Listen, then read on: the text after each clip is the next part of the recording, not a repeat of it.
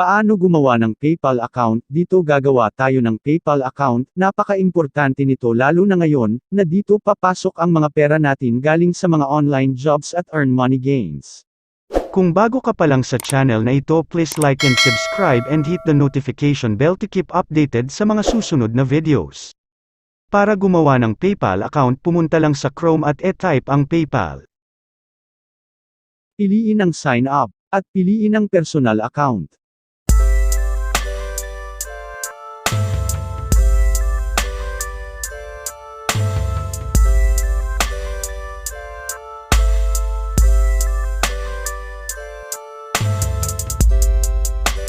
Add your mobile number.